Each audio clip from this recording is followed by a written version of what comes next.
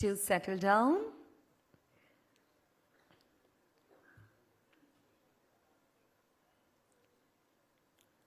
Good evening, everybody. Good evening. Can I hear from all of you? Good evening, everyone. That's fantastic. Let's keep some energy. Yes? Let's keep the energy high. We are here for something really important. But before we proceed, ladies and gentlemen, I want you all to take a moment to look around this room. And you will find diplomats, technologists, journalists, investors, policymakers, and builders, people who write about the future and people who are actively building it. That this room exists tells us something important. Beyond the Hype has already achieved something even before a single page is publicly discussed. It has brought the right people together for the right conversation. Welcome to the Royal Opera House, Mumbai. Welcome to what promises to be one of the most meaningful conversations on AI in this city this year. Ladies and gentlemen, my name is Mahayuti and it's my privilege to guide you through this evening. We are living through one of the most important technological transitions in human history. Artificial intelligence is no longer limited to research labs or science fiction. It is changing industries, reshaping geopoliticals, and redefining the relationship between citizens and institutions. Yet, the public conversation around AI has often been too simplistic. On one side, there is optimism, promises of speed, scale, and transformation. And on the other hand, there is fear, concerns about displacement, surveillance, and loss of control. What is often missing is nuance, the willingness to engage with complexity, to recognize that this is not a story of heroes or villains, but a story of choices, systems, and consequences. That this exactly what Mr. Sundeep Waslekar has written. Ladies and gentlemen, Beyond the Hype, Many Realities of AI is not a book about what AI will do to us. It is a book about what we will choose to do with it, ladies and gentlemen, and what we need to understand before making that choice. Mr. Waslekar is the president of the Strategic Foresight Group, an institution that has shaped peace processes, water dialogue, and development thinking across more than 50 countries. He is a strategist who studies systems, traces consequences, and asks the question many disruption-era conversations avoid: what happens next? That clarity and his refusal to be carried away either by promise or panic is what makes this book so relevant and this evening so important. Tonight has been made possible through a meaningful collaboration between AP Global, Sakar Media Group, and the Consulate General of Switzerland in Mumbai. Institutions that understand the importance of public conversation need thoughtful platforms and credible partnerships. We are also honored to have with us a special guest, ladies and gentlemen, this evening, who will be joining us online shortly and is one of the earliest investors in AI and AI safety. A philosopher and a first mover, we will be hearing from him later in this evening.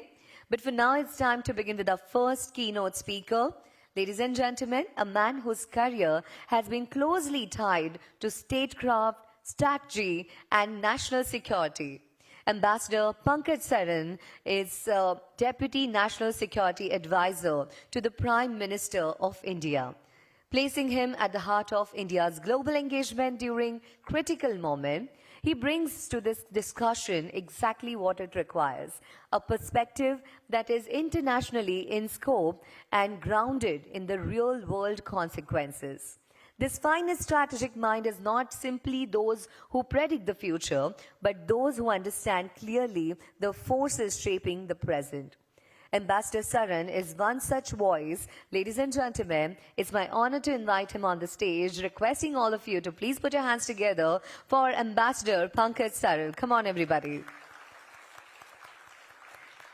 So before we hear from him, I would like to invite on the stage our editor, Mr. Rahul Gadpai, to kindly join us on the stage and felicitate him.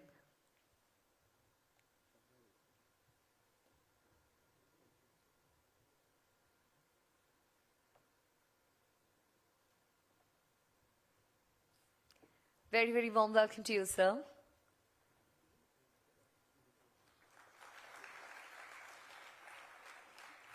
Over to you.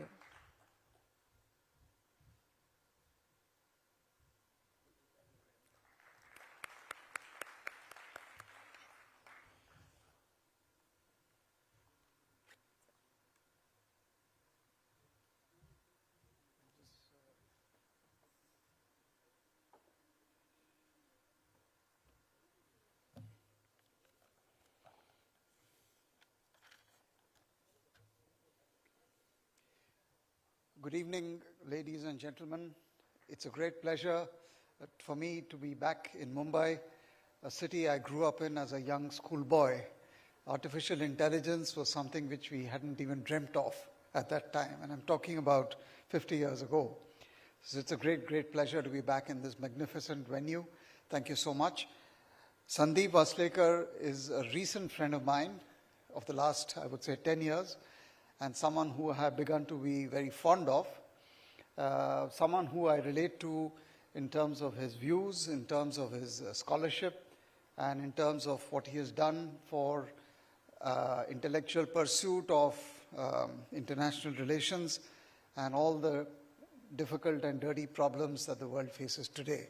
So wherever there is a problem, you find Sundeep Waslekar present, trying to unpack it and trying to find solutions. It takes a very brave man to be at the battlefront, and he is one of them.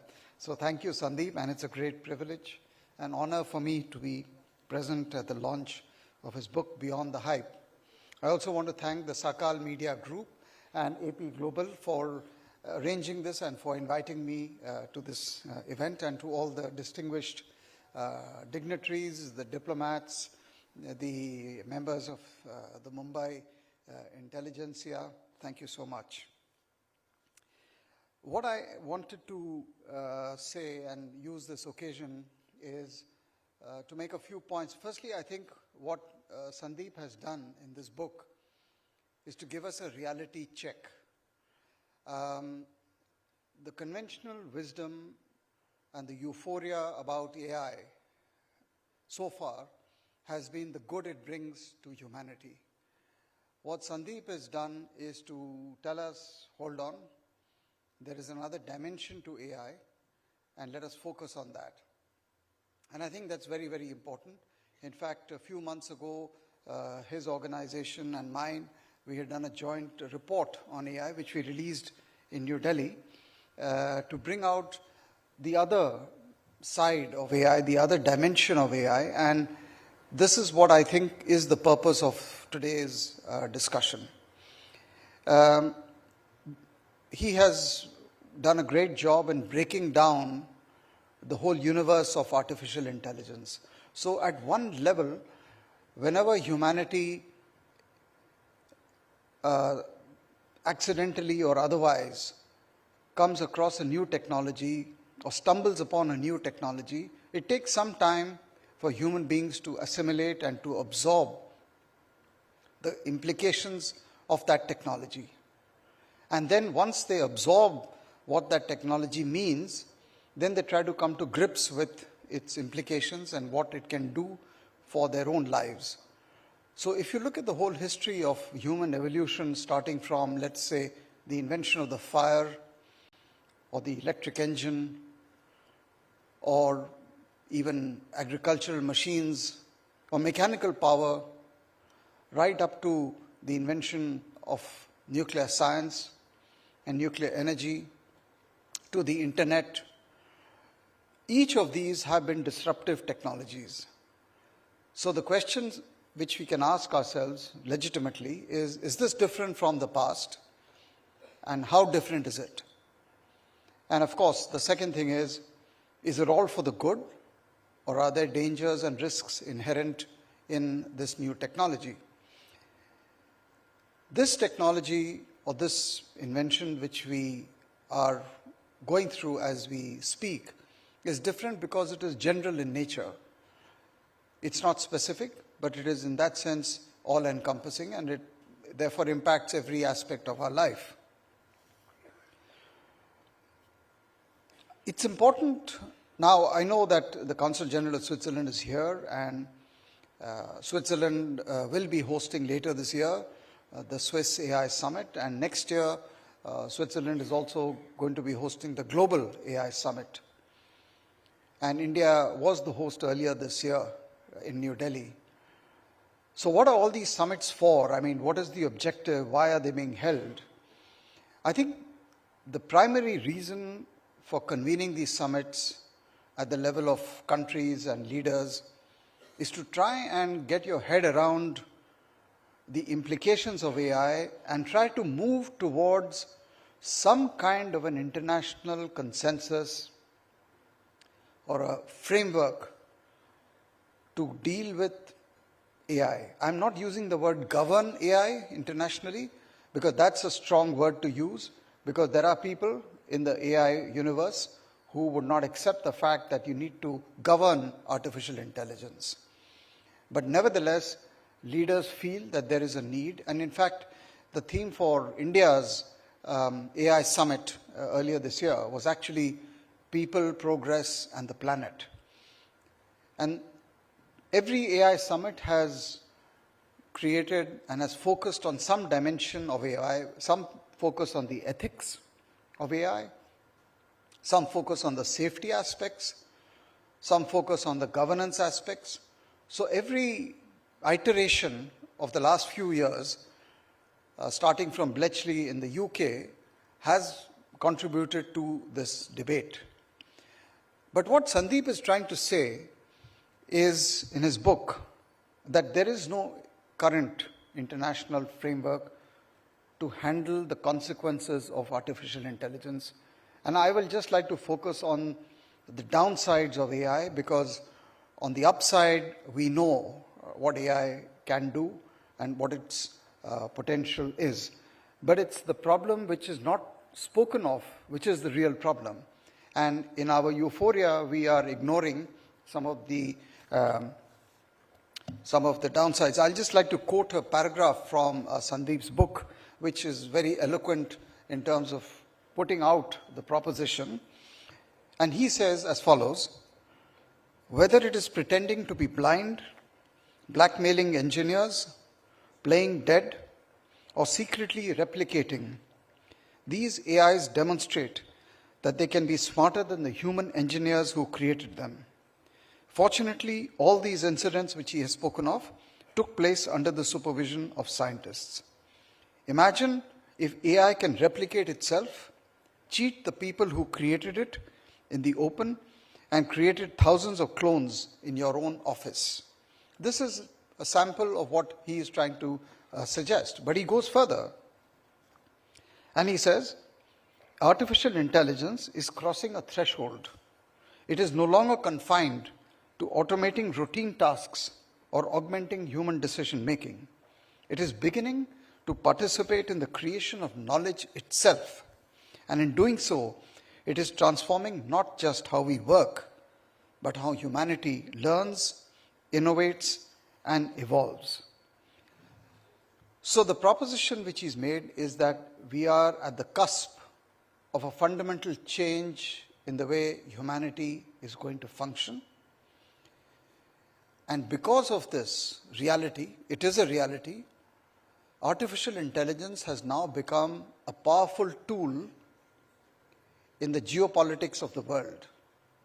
It has become a powerful determinant of national power. It has become a determinant of who and which group of countries are going to be the new post-colonial guardians of the global order. So that is the second very serious aspect of the downsides of artificial intelligence.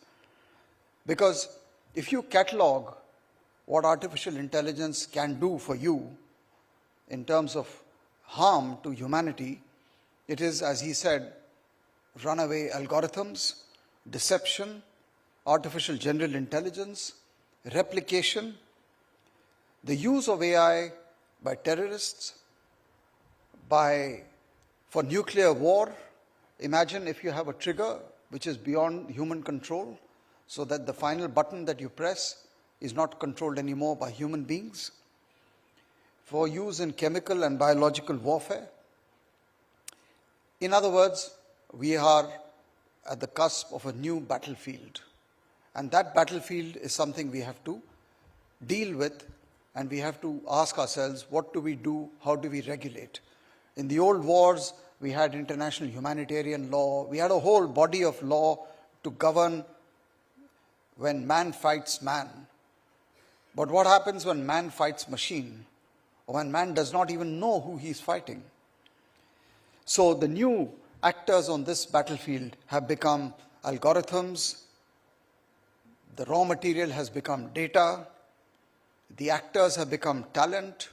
And all of this is subsumed or is encompassed by ideology. So the technology is not value neutral, it is not ideology neutral. What do we do? That is the question when we look at the risks inherent in artificial intelligence.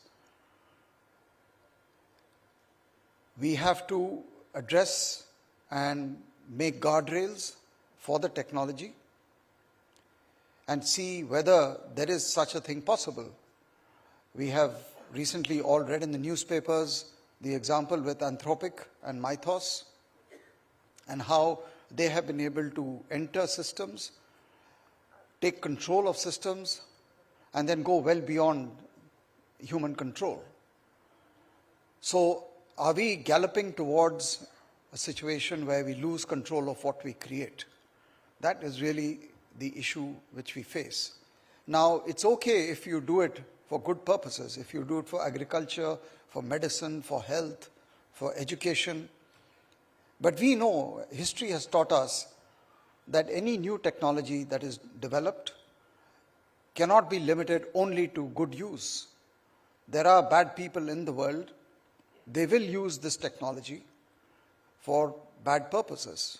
And obviously, there are three domains which stand witness to this. One is clearly the nuclear domain, the other is the cyber domain, and the third is the space domain. So in all of these, and you've seen the movie Oppenheimer, so when nuclear energy and nuclear science and the fusion and the fission was created, there was a certain purpose behind it.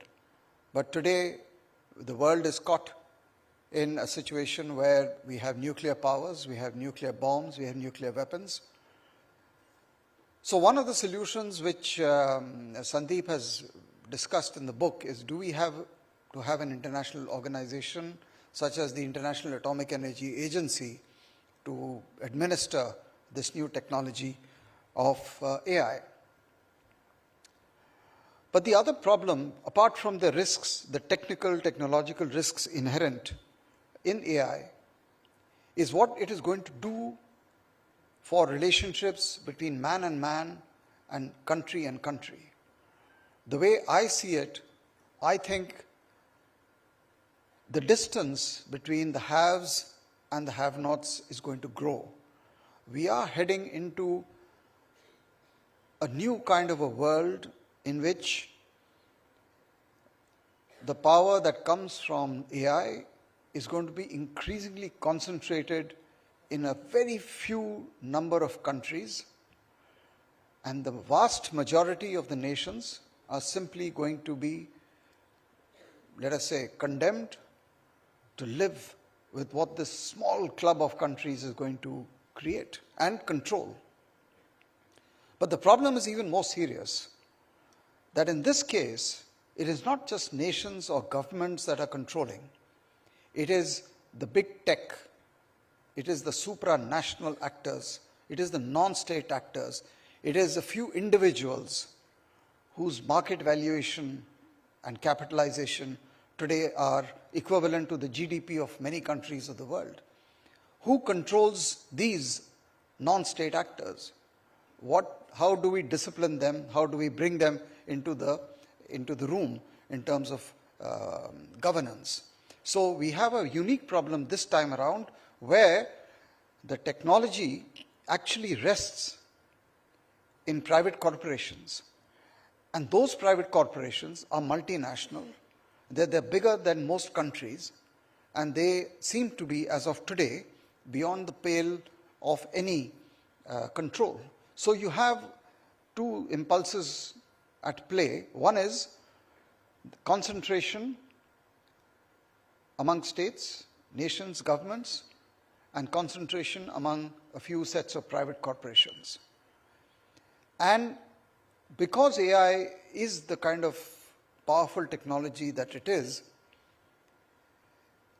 the two largest and the most powerful nations on earth, the United States and China, are racing ahead as if there was no tomorrow in developing all the attributes that go into AI capability, because they have understood and calculated that global domination of what we think, how we act, how we behave, how we economically succeed is resting in this. This is the new internet. So we have an unfortunate situation where we are entering into a new race between these two competing powers for global supremacy and global domination.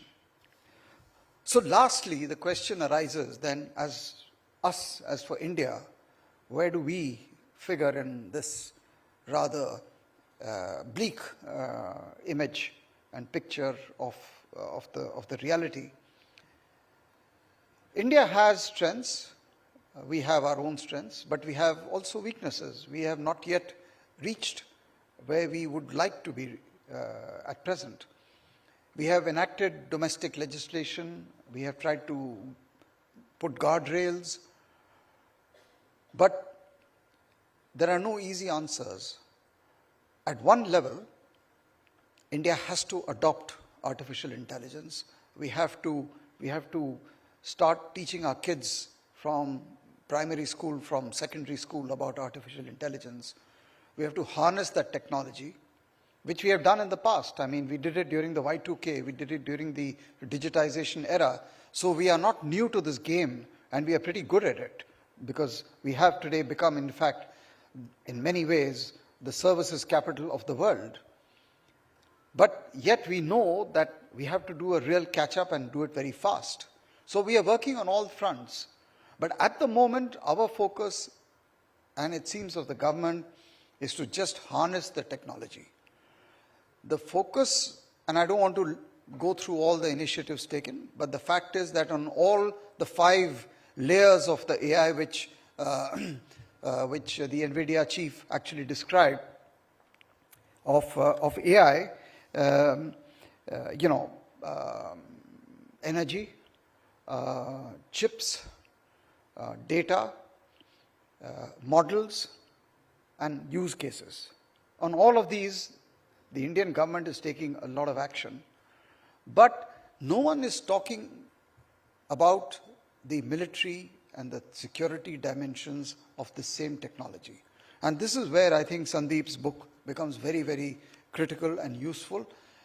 It's getting drowned in the voice and in the euphoria, but I think this kind of a meeting and this kind of a discussion should throw up the risks of this technology. And having served in the national security apparatus, I know that a lot of people in our country are keeping awake, trying to figure out how do we firstly protect ourselves, including the financial sector, Bombay Stock Exchange, power grids. There's so many things. So how do we protect ourselves? But then when you are confronted with adversaries, with enemies, you also need to go beyond protection. You need to also have a more forward-looking approach and a policy to promote your national security interests. The task is not easy, but the starting point has to be that while we are celebrating the benefits of AI, we should never ever lose sight. We should never lose sight of an Oppenheimer moment when it comes to artificial intelligence. And we should have more people talking about it, writing about it, not to scare ourselves, but just to be mature, alert, because this is the new world we are entering. So with these words, I have great pleasure in coming to this occasion, talking to all of you, and congratulating Sundeep for an absolutely most timely and relevant contribution to the debate. Thank you so much. Thank you very much.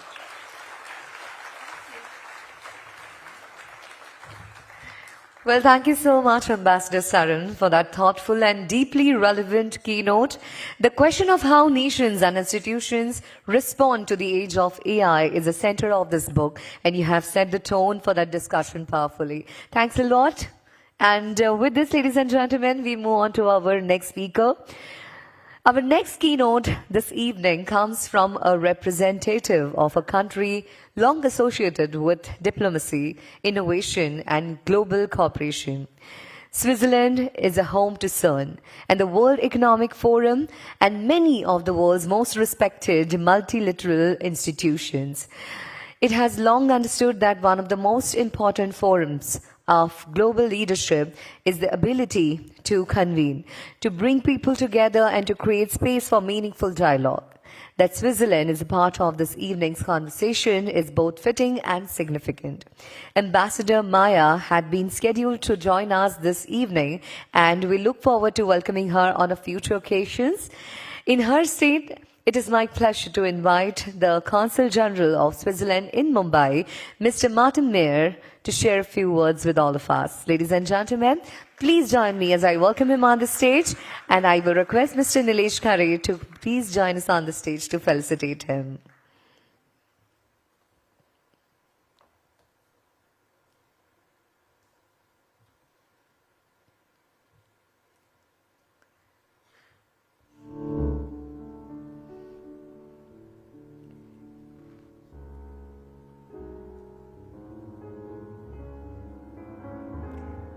Mr. Martin, is he around? Okay. A big round of applause, everybody. The Consul General of Switzerland in Mumbai, Mr. Martin Mayer. Warm welcome to you, sir. Thanks for joining. We would like to present one more token of appreciation for your presence. Thank you. Over to you.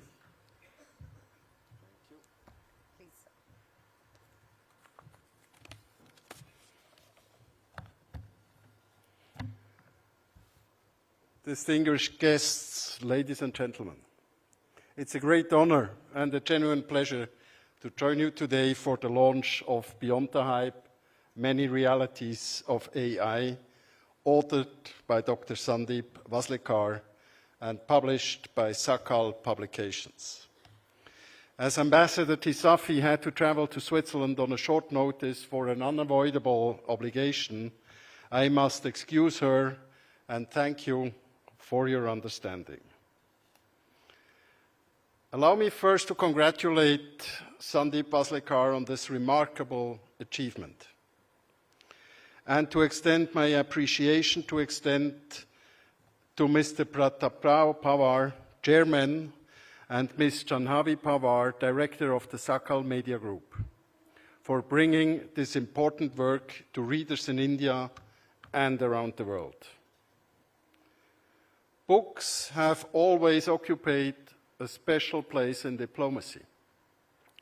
Treaties may shape relations between states, and technology may transform our societies. But books shape the way we think. They encourage us to question assumptions, they look beyond headlines, and to understand the complexity behind events that often appear deceptively simple. Artificial intelligence is perhaps the defining technology revolution of our generation. It dominates public debate. It inspires extraordinary optimism, but also understandable concern. It promises to transfer economies, healthcare, education, agriculture, and scientific research, while at the same time raising profound ethical, political, and security questions. In such an environment, thoughtful reflection becomes indispensable. The very title of Dr. Waslekar's book captures this need perfectly. We are invited to move beyond the hype, beyond exaggeration, expectations, and simplistic fears, to understand the many realities of artificial intelligence. This is precisely the type of conversation that policymakers, scientists, business leaders, and citizens need today. What makes this work particularly valuable is that it does not approach AI from only one perspective.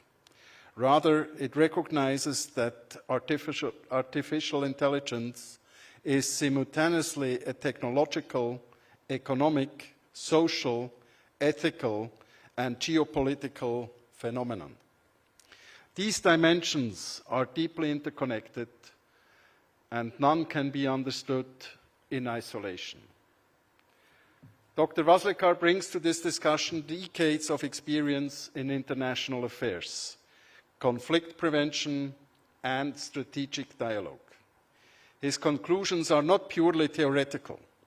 They are informed by extensive conversations with leading scientists, policymakers, and practitioners from around the world. This gives the book a depth and credibility that is particularly valuable at a time when AI discussions are often dominated either by technical specialists or by sensational headlines. I am especially pleased that one of the inspirations behind this publication emerged from a 3-year Track 2 diplomatic process held in Geneva.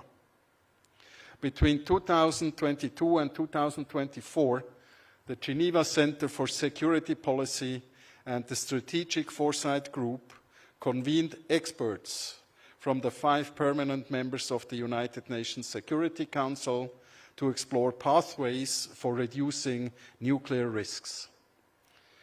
As the discussions evolved, it became increasingly evident that artificial intelligence would play an important role in strategic stability and international security.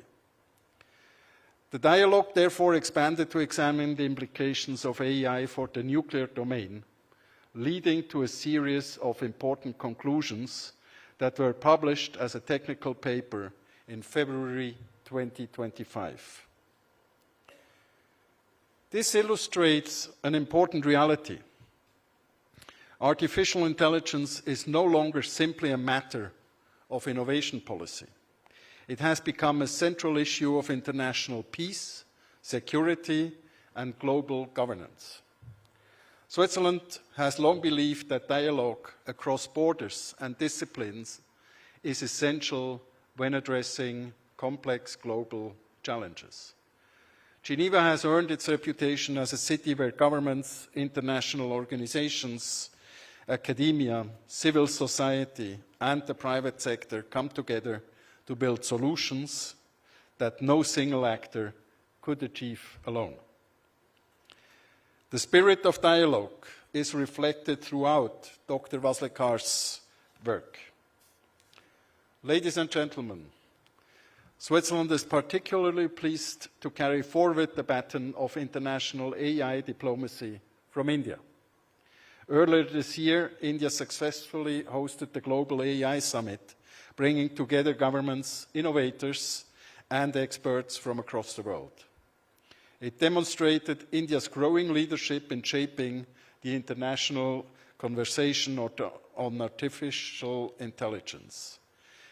In 2027, Switzerland will have the privilege of hosting the next Global AI Summit in Geneva, and preparations have already begun. The Swiss federal government has initiated an extensive process of consultation involving representatives from industry, academia, scientific institutions, and civil society. We believe that the governance of artificial intelligence cannot be designed by governments alone. It requires contributions from researchers who develop these technologies, entrepreneurs who deploy them, ethicists who examine their societal implications, and citizens whose lives will ultimately be affected by them.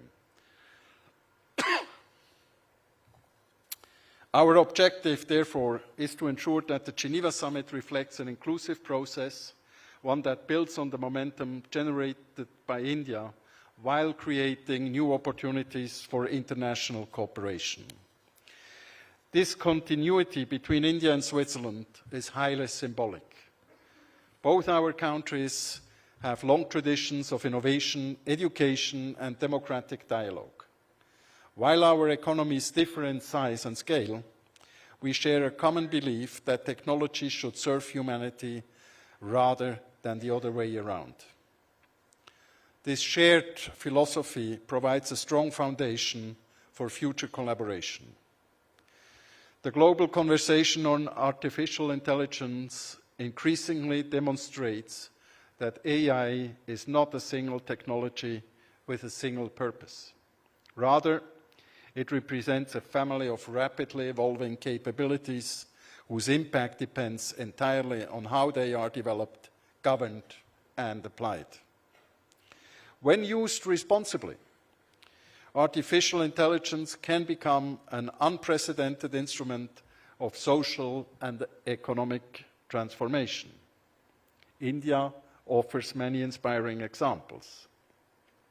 Across the country, AI is helping farmers improve agricultural productivity, optimize irrigation, forecast weather patterns, and better understand soil conditions.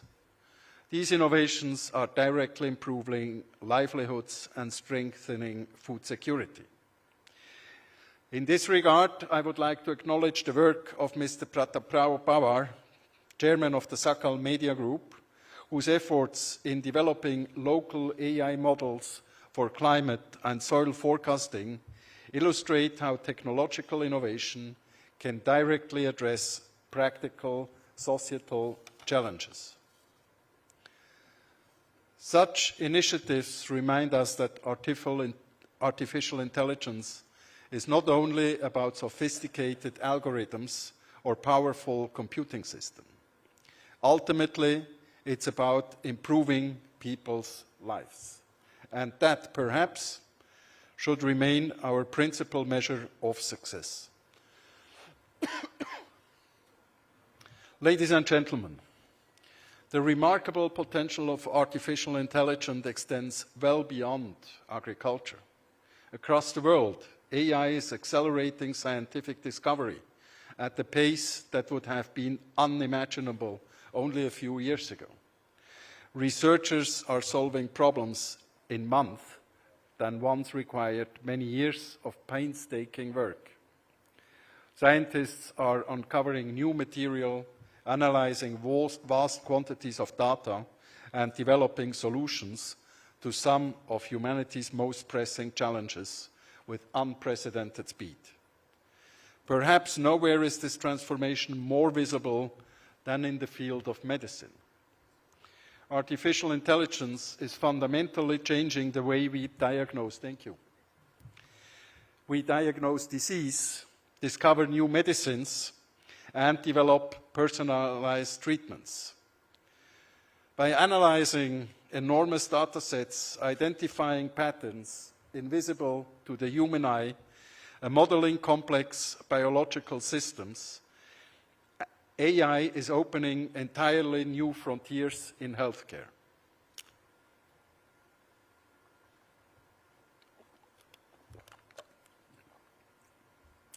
Switzerland is proud to contribute to this global effort. Swiss universities, research institutes, and innovative companies have established themselves among the world's leading centers of excellence in life sciences and biotechnology. Our country's long-standing strength in scientific research have naturally positioned us at the forefront of responsible AI innovation. One example is Bindcraft, an advanced AI-driven platform that significantly accelerates protein engineering and drug discovery. By enabling researchers to design proteins with greater precision and speed, tools such as Bindcraft have the potential to shorten the journey from scientific discovery to life-saving treatments. What once required years of experimentation can increasingly be accomplished in a fraction of the time. Beyond large research institutions, Switzerland is also home to a vibrant ecosystem of innovative startups that are applying artificial intelligence to medical diagnostics. These companies are developing systems capable of identifying diseases more rapidly and, in many cases, with remarkable accuracy. By assisting physicians rather than replacing them, these technologies promise earlier diagnosis, more personalized care, and better health outcomes for patients around the world. Geneva, in particular, has emerged as an important center for scientific innovation. Among the exciting developments taking place there are pioneering efforts in the field of brain-computer interfaces. These technologies, once considered the domain of science fiction, are becoming increasingly sophisticated. They hold tremendous promise for restoring mobility and communication to patients affected by neurological disorders, while simultaneously raising profound ethical and governance questions that require thoughtful international discussions. This is precisely why institutions such as the Geneva Science and Diplomacy Anticipator, or GESTA, are so important. GESTA occupies a unique position at the intersection of science, diplomacy, and international cooperation. Its mission is not merely to observe scientific progress, but to anticipate future technological breakthroughs and to facilitate dialogue between scientists, policymakers, industry, and civil society before these innovations create governance challenges. This anticipatory approach represents one of Geneva's distinctive contributions to international cooperation. It reminds us that diplomacy today can no longer react only after technological revolutions have occurred. Instead, diplomacy itself must become more forward-looking, more scientific, and more inclusive. Yet, while we celebrate these extraordinary advances, we must also recognize that technology itself is neither inherently good nor inherently bad. Artificial intelligence is ultimately just a tool. Its impact depends upon the choices made by those who design it, regulate it, and use it. History teaches us that every transformation technology has brought both remarkable opportunities and significant risks. Electricity transformed modern civilization, yet it also powered destructive weapons.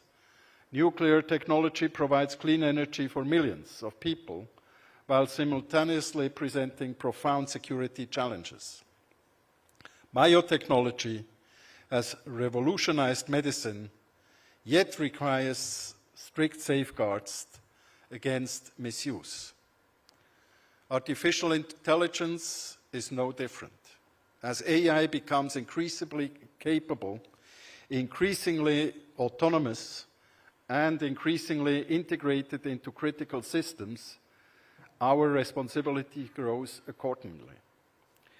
We must ensure that artificial intelligence continues to remain under meaningful human control. We must prevent its manipulation for purposes that threaten peace, security, or human dignity. And we must ensure that innovation proceeds hand in hand with responsibility.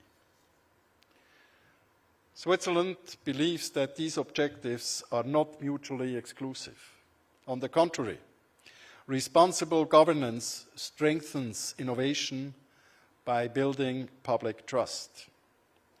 An excellent example of this philosophy is Apertus, Switzerland's open-source, multilingual large language model.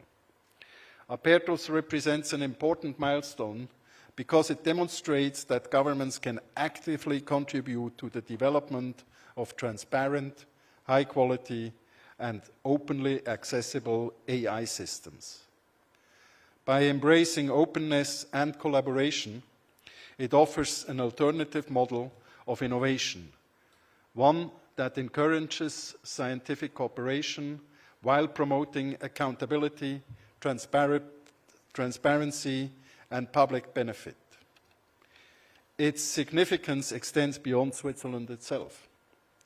Open source models enable researchers, educators, and innovators around the world to build up on shared knowledge. They encourage collaboration rather than fragmentation and demonstrate that technological leadership can coexist with openness and international cooperation. In many respects, Apertus embodies an idea that lies at the heart of today's discussion, that artificial intelligence should ultimately be developed not merely for commercial success, but for the benefit of humanity. This principle resonates strongly with the vision presented throughout Dr. Waslekar's book. He reminds us that discussions about AI should never become debates solely about technological capability. They must also remain conversations about values, responsibility, and the future we wish to build together. Technology cannot determine our future. Only human choices can do that. The questions before us is therefore not whether artificial intelligence will transform our society. It undoubtedly will. The real question is whether we will have the wisdom to guide the transformation in ways that strengthen human dignity, expand opportunity, and reinforce international cooperation. That is the challenge facing all of us, governments, scientists, businesses, and citizens alike. Ladies and gentlemen, the question of how we govern artificial intelligence may well prove to be as important as the technology itself. Throughout history, humanity has repeatedly demonstrated an extraordinary capacity to innovate. Our greater challenge has often been ensuring that innovation serves the common good. Artificial intelligence presents us with a similar test. While it promises immense benefits, it also compels us to rethink how the international community cooperates in addressing risks that transcend national borders. Some of these risks are already becoming apparent. Advanced AI systems have the potential to strengthen cybersecurity, improve emergency response, and enhance public services. Yet, the same technologies could also be exploited by malicious actors to develop sophisticated cyber attacks, spread large-scale disinformation, or assist in the development of biological and chemical weapons. These are not hypothetical concerns. They are issues that governments, scientists, and international organizations are discussing with increasing urgency. World leaders have recently emphasized that non-state actors must never be allowed to misuse artificial intelligence for purposes that threaten international peace and security. Preventing such misuse requires effective governance, international cooperation, and a shared commitment to responsible innovation. Importantly, this conversation must remain inclusive. The governance of artificial intelligence cannot and should not be determined by only a small number of countries, however technologically advanced they may be. AI will shape every society and every economy. Its rules must therefore be developed through a broad international dialogue that includes development and developing countries alike, as well as scientists, industry, civil society, and international organizations. This inclusive approach has long been one of the defining characteristics of Geneva. For generations, Geneva has served as a place where nations with different perspectives have come together to seek common ground. In a world that is becoming increasingly interconnected, yet increasingly fragmented, that tradition is more valuable than ever. Switzerland remains firmly committed to preserving and strengthening this multilateral spirit. It is therefore particularly fitting that the next Global AI Summit will take place in Geneva. Building up on the important work undertaken by India this year, we hope to create other opportunity for the international community to move beyond positions and towards solutions. Solutions that encourage innovation while ensuring that technological progress remains aligned with our shared human values. This is also one of the reasons why the partnership between Switzerland and India has become increasingly significant. Our two countries complement one another in remarkable ways. Switzerland has developed internationally recognized strength in scientific research, precision engineering, life sciences, and responsible technological innovation. India has demonstrated extraordinary capacity to deploy technology at scale, reaching hundreds of millions of people through ambitious digital public infrastructure and rapidly expanding innovation ecosystems. Together, these complementary strengths create enormous opportunities. Swiss innovations in areas such as the open source tool Apertus, AI-assisted drug discovery, advanced diagnostics, and brain-computer interfaces could benefit greatly from India's entrepreneurial dynamism, scientific talent, and capacity for large-scale implementation. At the same time, Switzerland has much to learn from India's practical experience in applying artificial intelligence to agriculture, public services, education, and financial inclusion. Innovation has always flourished through exchange. Knowledge grows when it is shared. Scientific progress accelerates when researchers collaborate across borders. I therefore hope that institutions such as the Sakal Media Group will continue to play an important role in strengthening exchanges between India and Swiss universities, research centers, entrepreneurs, journalists, and policymakers. Media organizations today do far more than report developments. They also help shape informed public debate and create bridges between societies. Such bridges will become increasingly important as artificial intelligence continues to evolve.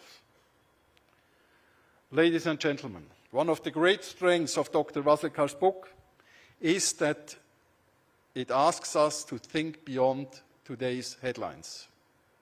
It reminds us that artificial intelligence is not the final technological revolution that humanity will face. Already, we are witnessing extraordinary changes in quantum technologies, biotechnology, synthetic biology, and other emerging fields whose full implications are yet to be explored and remain difficult to predict.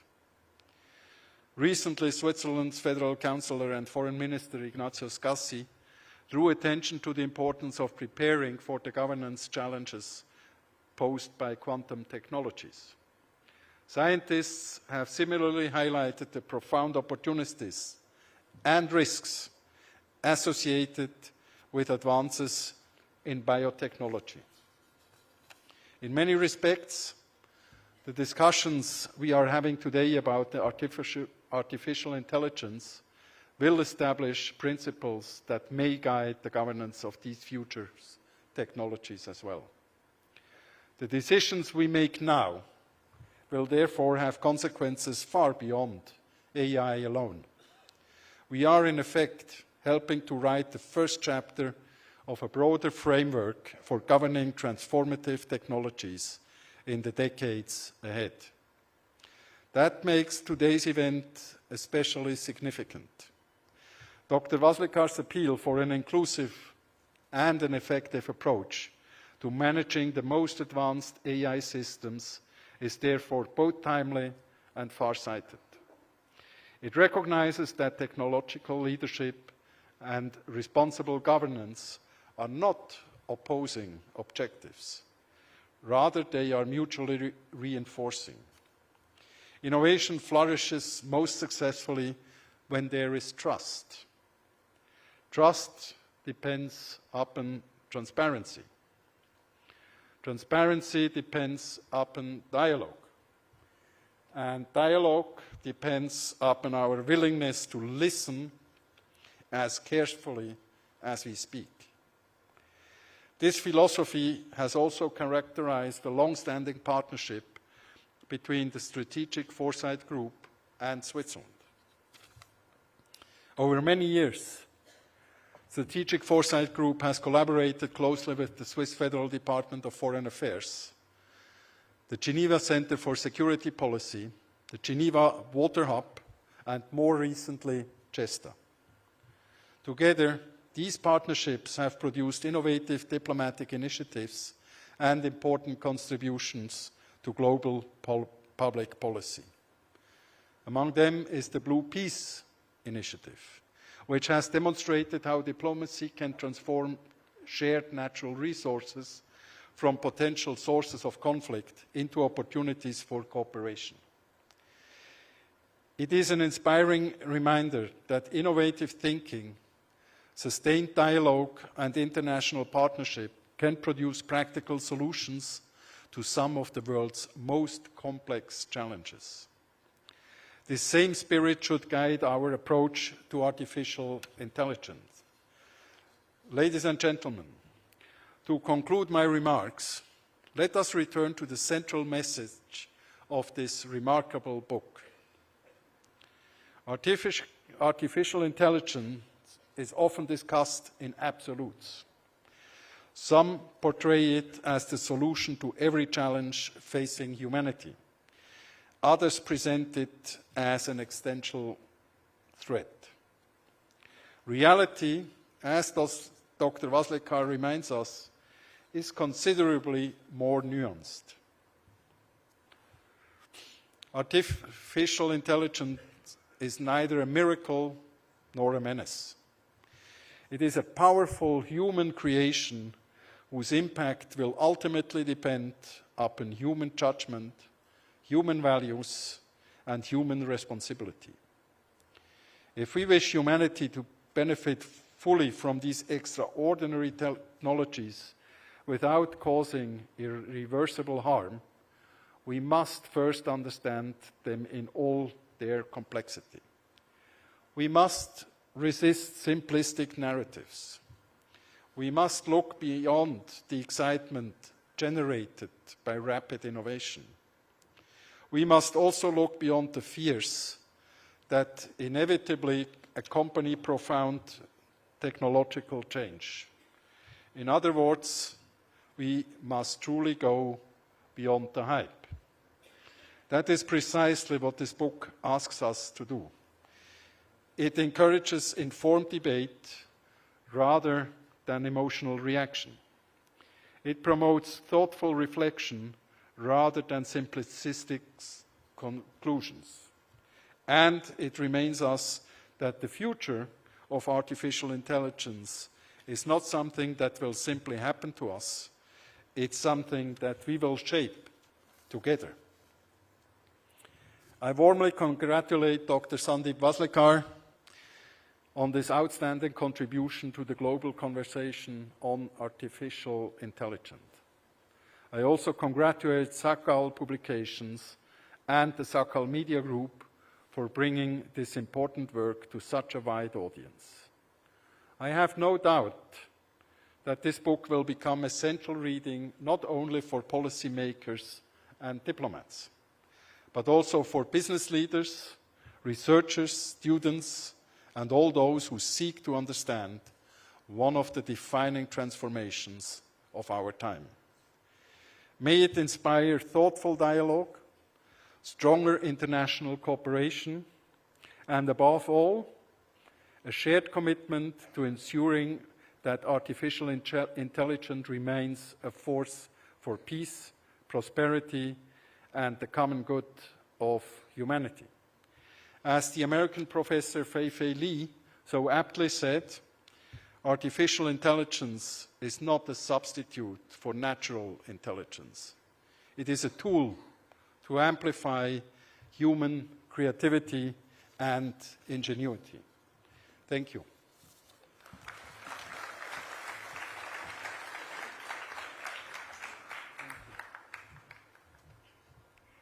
Well, thank you so much, Mr. Martin, for those remarks. And ladies and gentlemen, Switzerland's engagement with AI governance reflects an important truth. No nation, however advanced, can navigate this transition alone. Moving on to our next segment, before we move on to any further conversations at the heart of this evening, we now come to a very special moment, the formal launch of Beyond the Hype, Many Realities of AI. This book invites us to move past noise and extremes and move towards a more thoughtful understanding of one of the defining technologies of our time. It is only fitting that we mark its launch in the presence of such a distinguished gathering. To join us for the official launch, may I invite on the stage Ambassador Pankaj Saran. A big round of applause for him. Requesting Consul General of Switzerland in Mumbai, Mr. Martin Mayer. May I request Mr. Sundeep Waslekar to join us on the stage. Ms. Janvi Pawar and Ms. Ilmas Fateli.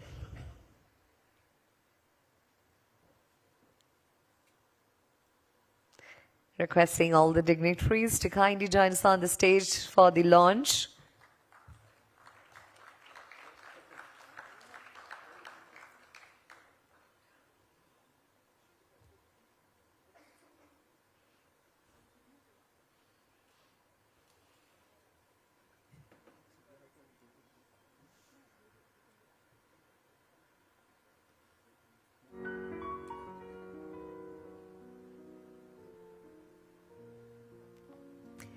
The moment we all have been eagerly waiting for is finally here, ladies and gentlemen, officially launching the book Beyond the Hype, Many Realities of AI.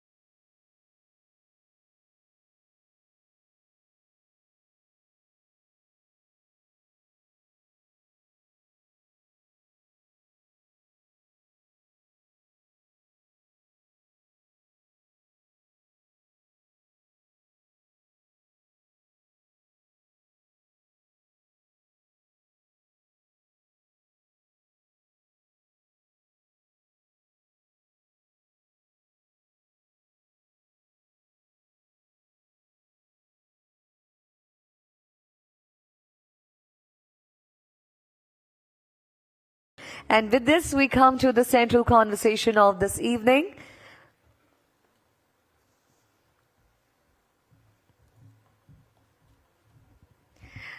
Ladies and gentlemen, Beyond the Hype emerges from decades of work in strategic foresights, work that has taken its author across conflict zones, policy platforms, and the spaces where the future is often shaped before it is publicly named.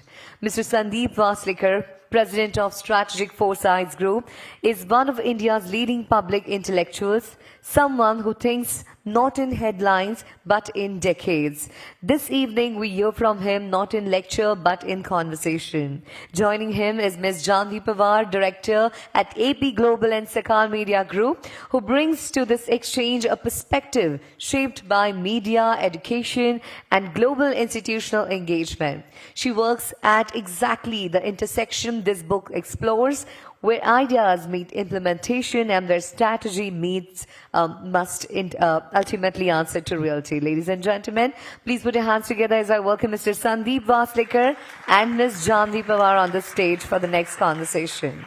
Over to you, Janvi. Fantastic. Good evening, everyone. Very, very exciting evening and a lot of things to talk about today with Sir. So I'm going to delve right into it and get this started. So some of the things that we've been seeing in the news, right? Mythos has come out very recently, and it's created a lot of headlines for what it is. You predicted a model like this would come out a year ago. So what led you to that thought process, and can you walk us through that? Well, thank you, Jahnavi. But before I answer your question, I would just like to recognize your colleague, Madhav Gokhale, the editor in the book publication division of Sakal. It's really his effort that's brought us here. Thank you, Madhav, wherever you are. Well, Mythos 5 is basically a cyber weapon.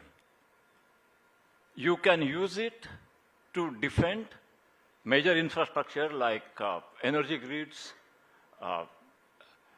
airlines, even some aspects of military.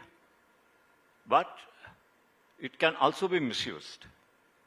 It can be instrumental in launching major cyber attacks.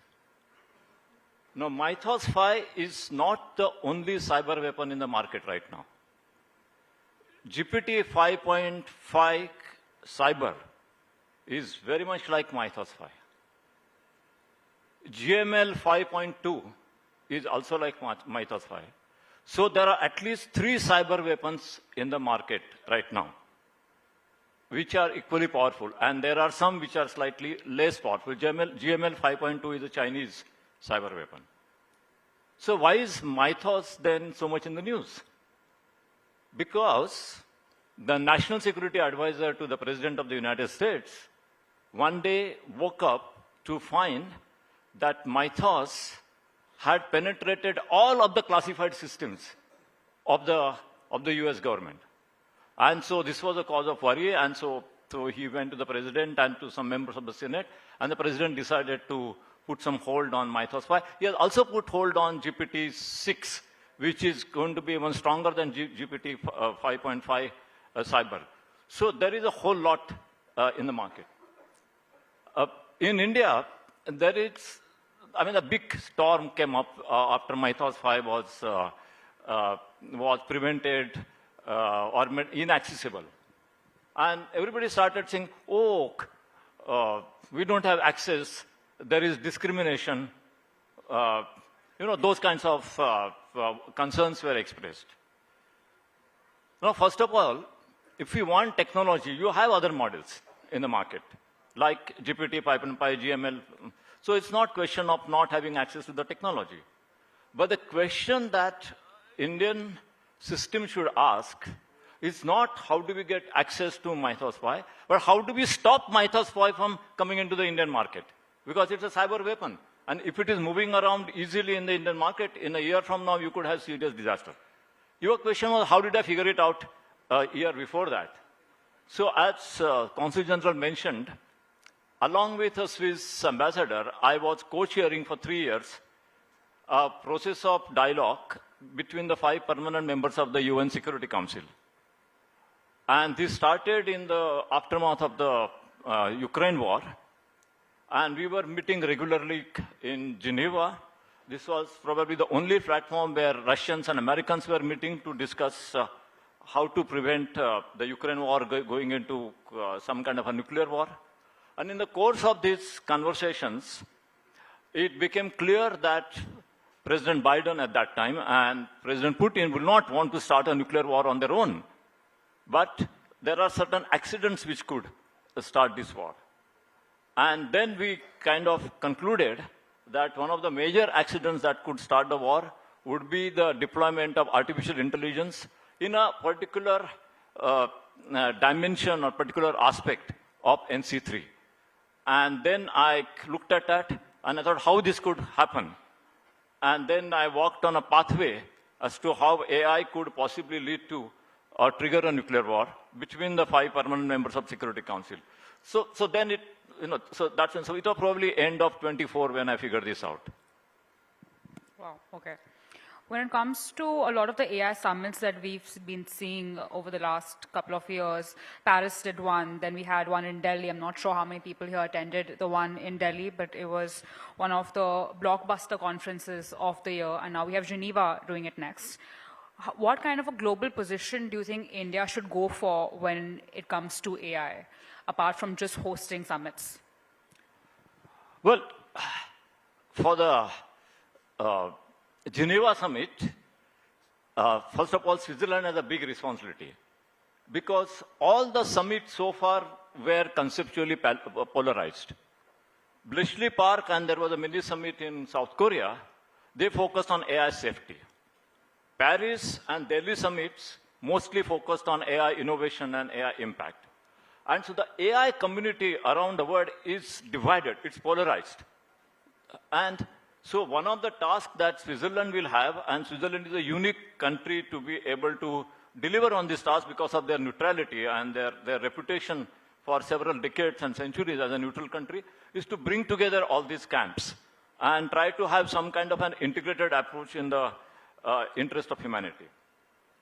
For India, and if you look at India's approach to AI, first of all, we must understand what is AI. As I was coming in for this event, a lot of people here told me, oh, I work on AI, I work on AI, I work on AI. Now, let me tell you, I don't use ChatGPT or Grok or equivalent because I don't consider it any major part of AI. It is AI, but it's not all that significant. ChatGPT, Grok, Gemini, all these models. And in fact, some of the journals I write for, you are specifically prohibited from using any of these models while writing. So that's not exactly what, the major component. I mean, it is AI, but it's not the major part of AI. The major part of AI is, say, for example, NASA announced recently that they will use AI for organizing human settlements on the moon. What does it mean? It doesn't mean that AI is some kind of a machine that transports people to the moon and arranges their settlements there. What it means is that AI has, NASA has millions and millions of photographs and images of different parts of the surface of the moon collected since 1960s. And the AI that we are not familiar with, computer vision AI, will scan all this input and provide specific recommendations that this is the square mile where there may be access to potential water. This is the square mile where there could be this kind of atmosphere. So it will basically analyze that, and it will shortlist, say, a few spots for NASA to create a settlement. Or let's say if you are looking for a solution to cancer. So recently, the King's College in London, they had a patient, a woman who had a breast cancer, and they couldn't really find an easy solution. So they used AI to find a solution to the breast cancer. Now, AI is not a doctor. So it is basically a machine or algorithm that analyzes data and patterns and predicts. And this King's College example of breast cancer is very, very relevant to understand how AI should be used. So this algorithm produced 12 possible solutions for this lady, including some medicines which have never been used in cancer before. So medicines which did a combination of non-cancer medicines. But these 12 medicines or 12 pathways, some could cure cancer like anything without using cancer medicine, but some could kill you also. So you have to have the help of a laboratory. It's not like you and I can go and, that a friend has a breast cancer. So this is one. So AI is really at one level, is problem solving using pattern recognition. It's not writing essays and legal cases. The second level, and this is the AI that is pursued by a big American and Chinese company. It's the AI for scientific discovery. If you talk to Sam Altman or if you talk to Elon or the Chinese counterparts, they think that the task of AI is discover new theories in physics, which is something they have not achieved, new kind of molecules in chemistry, new materials. That's what they are looking at. And their idea is that by discovering new theories of physics, new concepts of biology, they will slowly control science. And if they succeed in the next 5 or 10 years, the science of 21st century will be controlled by whoever is doing that. And the last, if you talk to the President of the United States or President of Russia or whoever the President is or the President of China, for them AI is primarily national security. That's the lens which they use to look at AI. India is so far looking at AI as a technology developed in US, which we should use to develop various kind of apps for the benefit of society here. AI as an instrument of scientific discovery, which is what is understood by Sam Altman and his equivalent, and especially the Chinese, is not even thought of. And AI as a dimension of national security, there is some awareness now, but that's again not thought of. So in January, Ambassador Saran mentioned we launched our AI report, and one of the fervent appeals I made is that one of the serious mistakes India is making is that our policy is made by IT industry and the domain ministry, the mighty. I think in India, the development of concepts, not the development of technology, should quickly move to National Security Council and the Parliament. In Brazil, a Brazilian diplomat was here some time back, in South Korea, in South Africa, parliaments are extremely heavily engaged in development of the concept of AI. I don't see any serious debate in the Indian parliament, maybe some reference here or there. For last 3 years, Brazilian parliament is debating AI day in and day out. The South Koreans have debated it for last 3 years, and they have come out with a law to govern AI. Why is our parliament missing? But before you can go to the parliament, the first stop is really National Security Council, because AI has a strong national security dimension. So that's why the title of this book is Many Realities. AI is not writing essays and emails. AI is scientific discovery. AI is national security, and AI is discovering patterns to solve the problems which you cannot normally solve. Wonderful. I actually finished your book, I think, in less than 2 hours because I found it so gripping. And to me, what kind of also jumped out was that if you had to, for example, play the devil's advocate and say that these are some things that the public would say or certain sections of society could potentially criticize, what do you think those would be? If I have to criticize a book, what would I say? If you had to be the devil's advocate. Yes, there is something wrong with this book. The year of publication and the subject are not matching. I have written it in 2026 and it's about AI. Actually, if I'm writing a book on AI, I should have written it in 2016. It's already too late to write about AI. And if I'm writing a book in 2026, I should only write about one aspect of AI, which is the neurosymbolic AI. or I should write about quantum earlier. Martin mentioned quantum and neuroscience. Because going ahead, the world is going to be shaped by quantum, by synthetic biology, by neuroscience, and a combination of these things. What you call AI, the core of the AI, large language models, are passé. Large language models is the story of 2025, which got over with the Christmas of 2025. Now, large language models are, it's an old story. Now, the leading scientists are moving towards post-LLM era. Of course, they're not going to be completely wiped out. But every model that's being used is LLM plus or instead of LLM. And the world has started looking at quantum primarily. In fact, India also has, this is one area where India has taken a good step. India has launched a national quantum mission, which is really good, which is forward-looking. I appreciate that very much. But if I'm to write a book in 26, I should have written about quantum and neuroscience, and maybe limited the AI to neurosymbolic AI. But I wrote on AI because what happened last year, I went to something like several conferences, which were business conferences, just normal business executives, not just in India.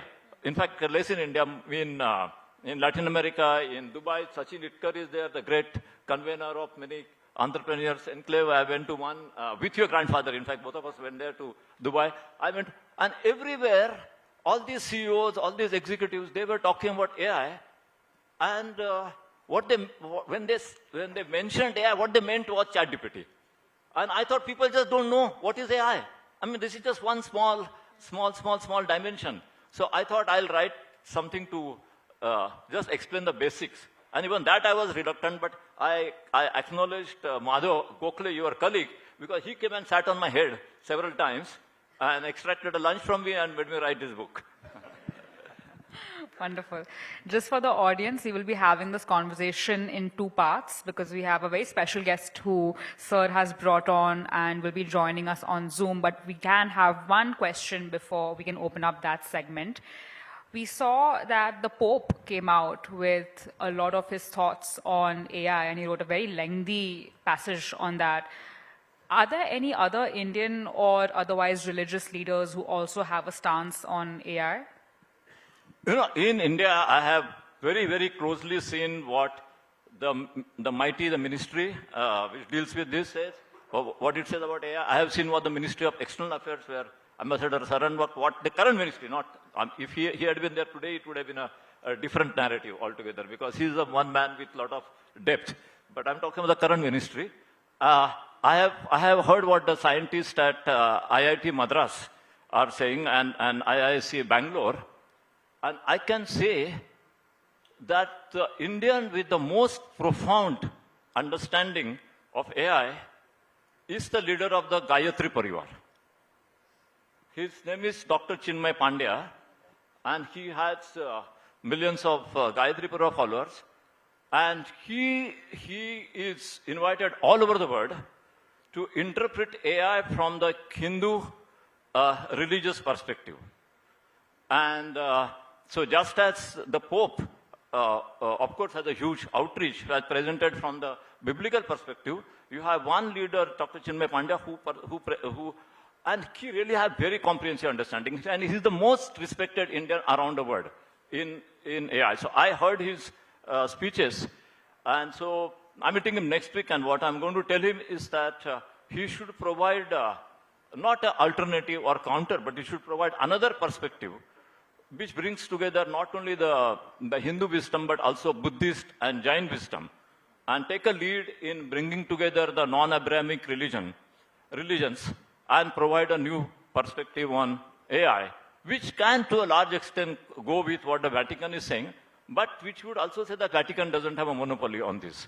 Because as so many other speakers said, Ambassador Saran, Ambassador Martin Meyer, that AI is not a monopoly of one country, one community, one company.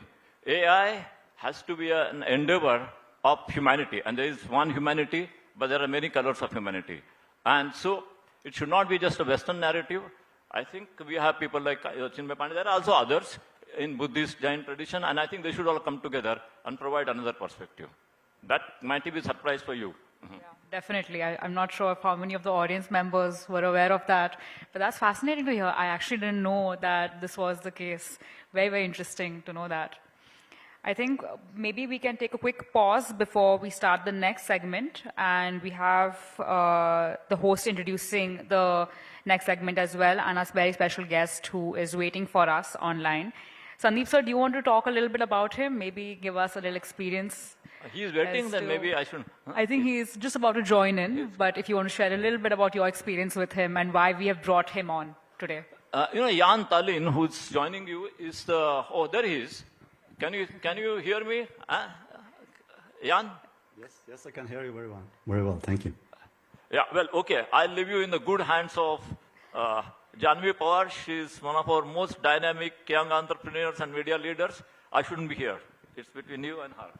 I'm going to have the host just quickly introduce. Sure. Thank you, Mr. Sandeep. A big round of applause for him, everybody.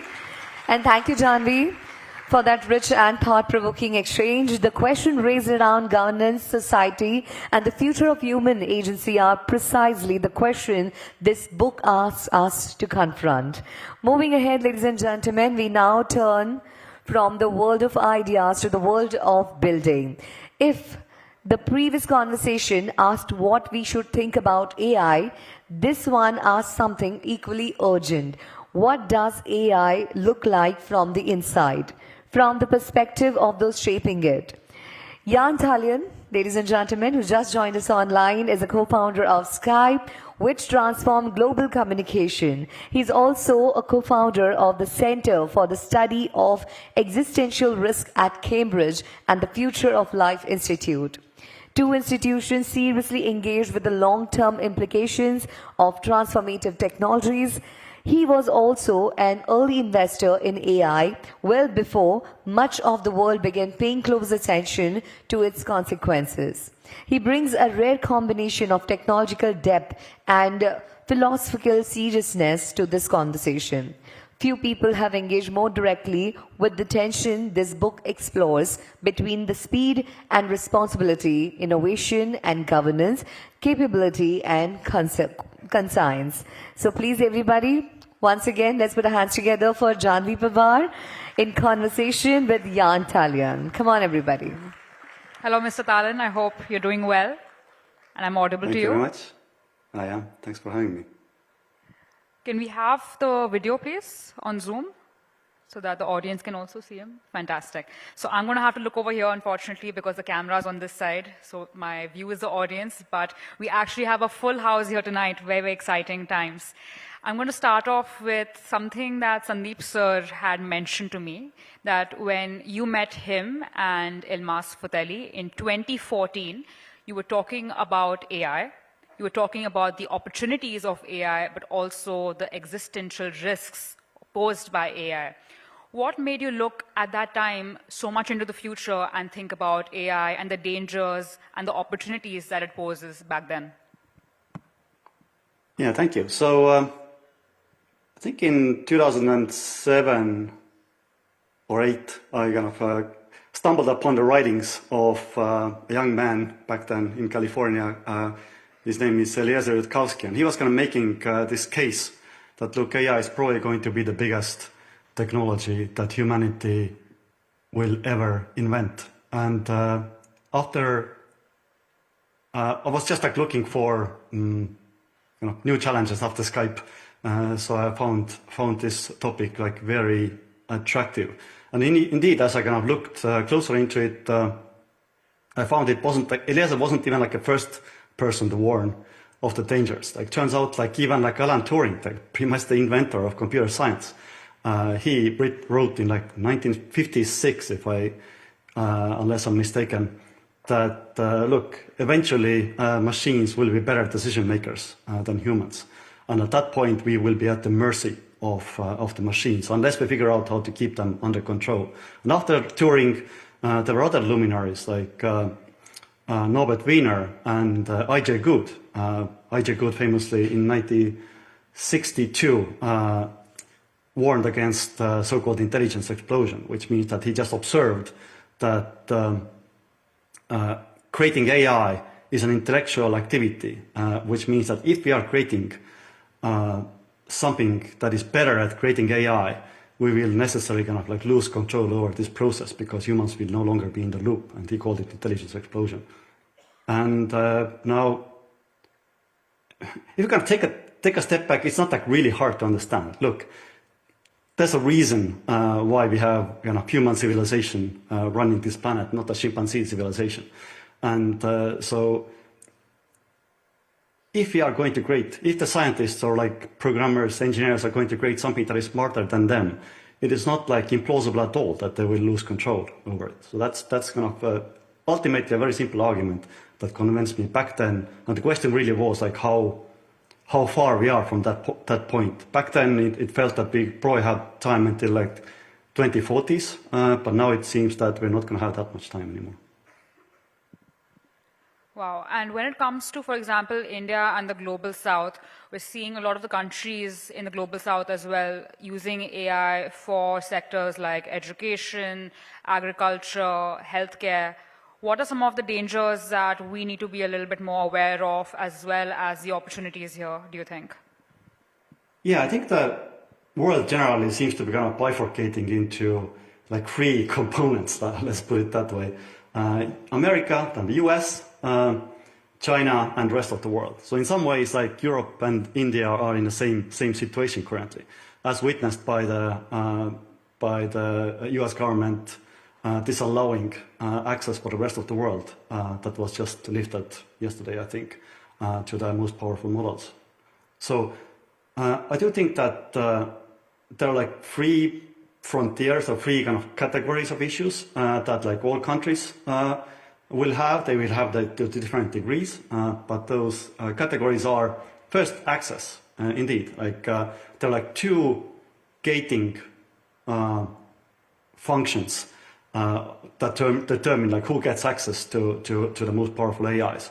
One is the companies themselves. Like the companies do not have to publish the models. They can just keep using them internally. And second is, as we saw, is the governments, in particular US government and Chinese government, to the degree that the most powerful models are in these countries. So that's like the first question, like how actually how to get access to the models that are not kind of directly accessible to your government and your citizens.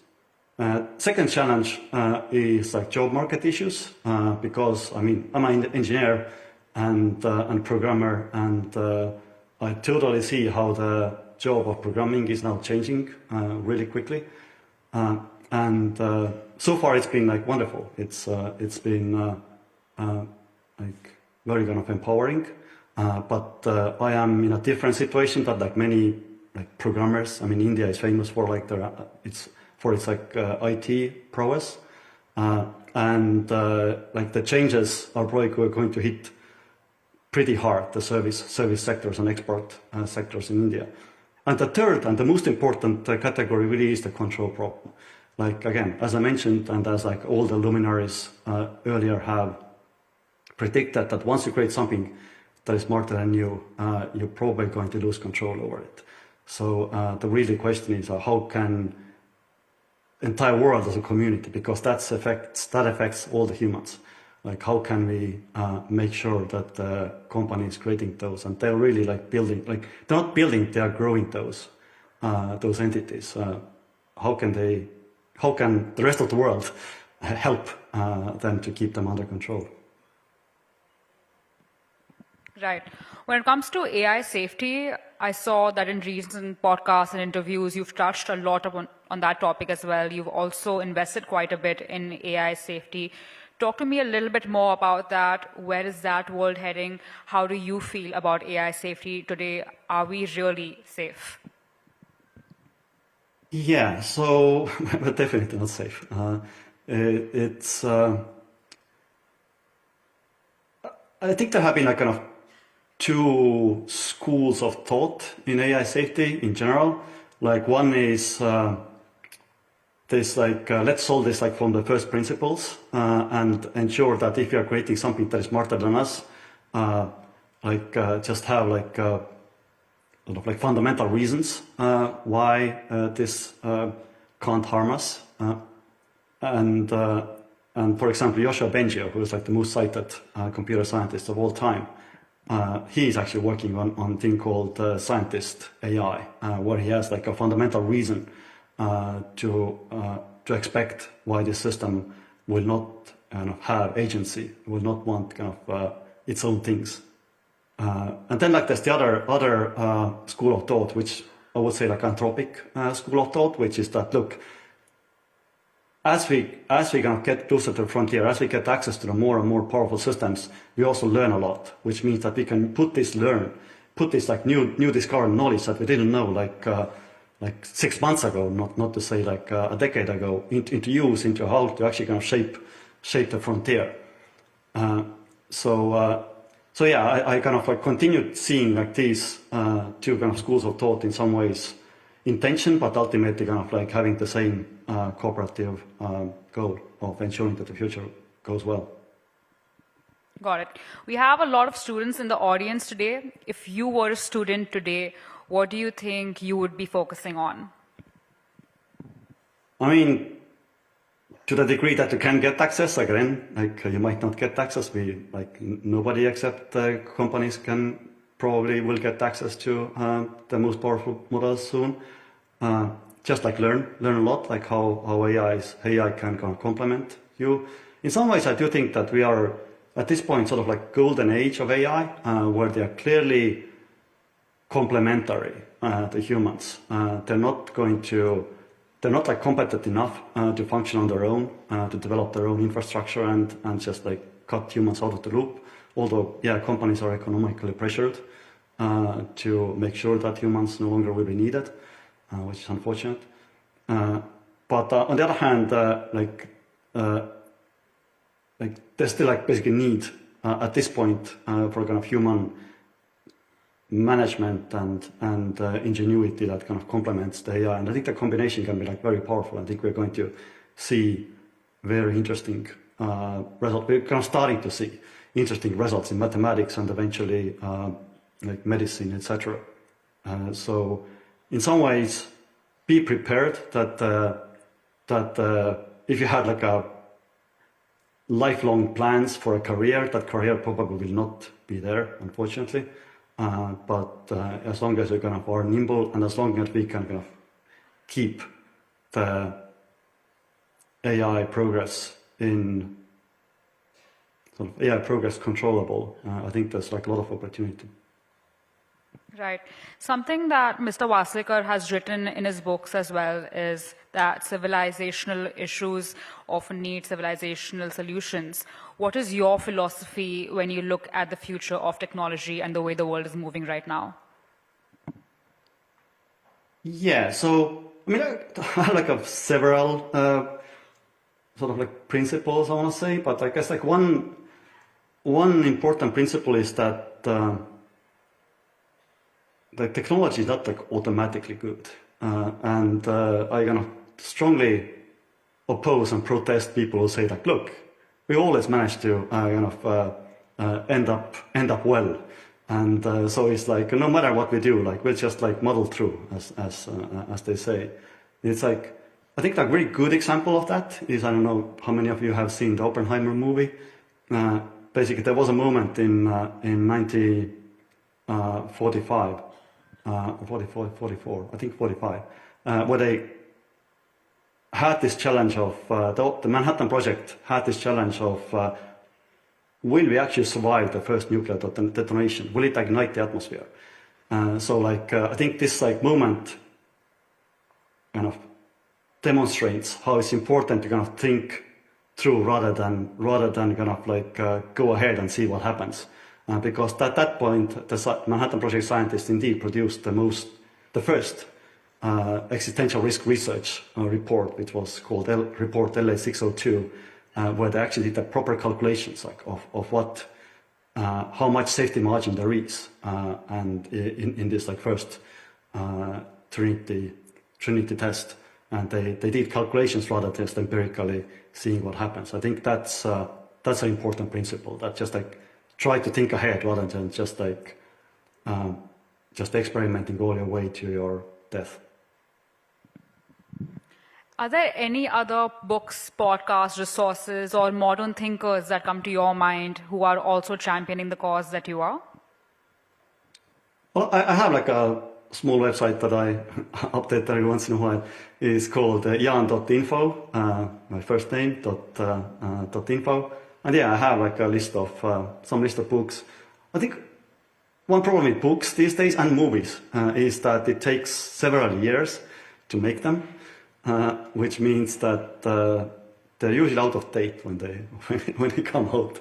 Like depending on, of course, like how kind of abstract they are. But if they kind of use examples, etc., it's very hard to kind of keep up because there are new examples come up now every week.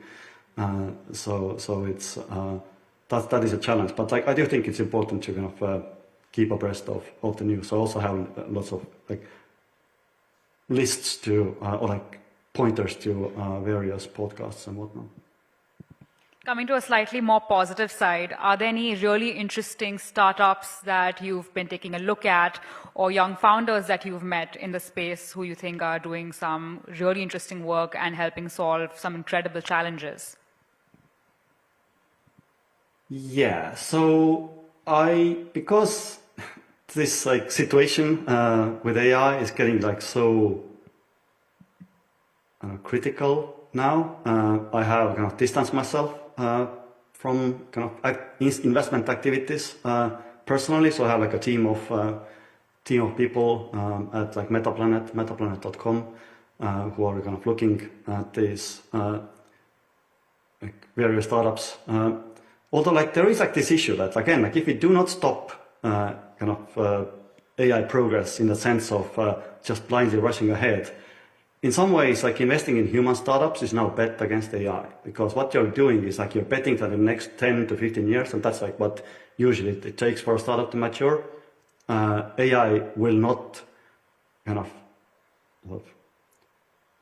challenge the work that the startup is planning to do over the next decade, which is like again, it can be sensible to take that risk, but it's an additional risk that didn't exist when I started investing in startups. Right. What keeps you up at night? That was actually one of my biggest questions when I was going through your research, that, you know, with so much information that you have, do you manage to sleep well at night? Oh yeah, I have like my aura to prove that, that I sleep well. I mean, one thing is that I've been working on this topic so long that I've been kind of, in some ways, accustomed to it. And in like, I don't know, I don't want to sound like super morbid, but like I've had a great life. And like if it now all ends in the next few years, which it might not, I hope not, it's all right.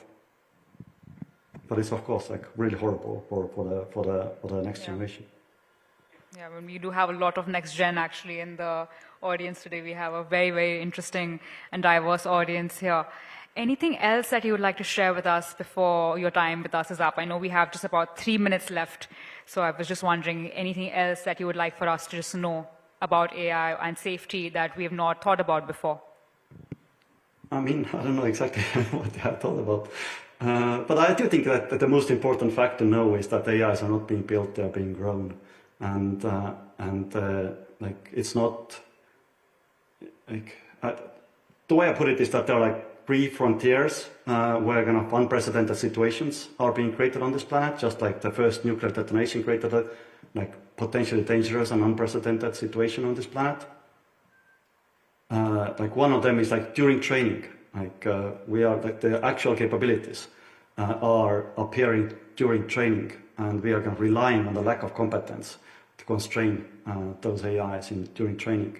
And second, the most dangerous frontier, I think, is like what's called internal deployment, when humans get access, the internal employees get access to AI, but also means that AI gets access to humans.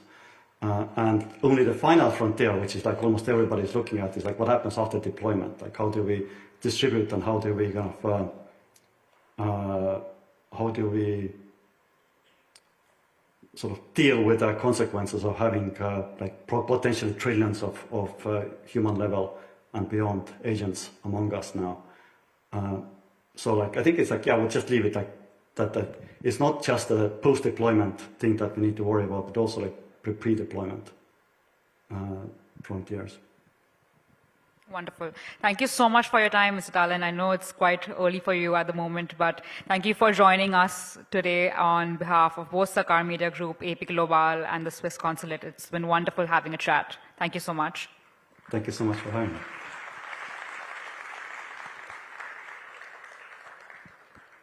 May I please ask Sundeep Waslekar, sir, to perhaps come back on stage for a little while?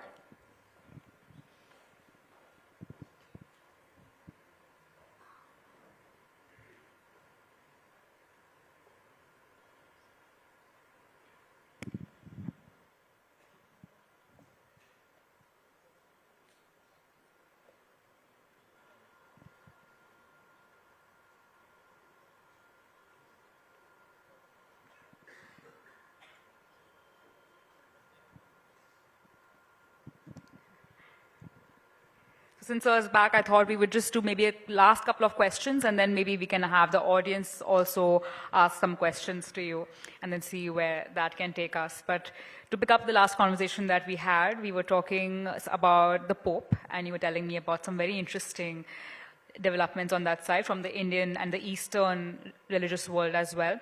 Coming down to, for example, what you also mentioned earlier was India has become a little bit of an application economy, something that you've mentioned in your book as well. What do you think, therefore, India's IT sector or the private sector should be doing?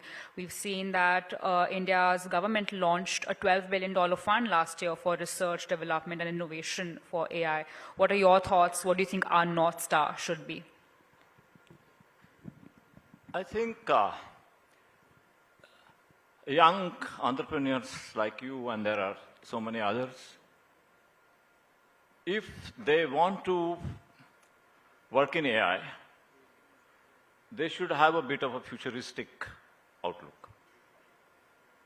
And that means they should think of ideas and develop technologies for AI models which will not use data, which will use very little energy, and maybe which may not even use silicon. That's the direction in which the frontier of AI is moving. The most sophisticated AI model is by Google. It's called AutoML 0. It doesn't use data at all, or it uses very little data.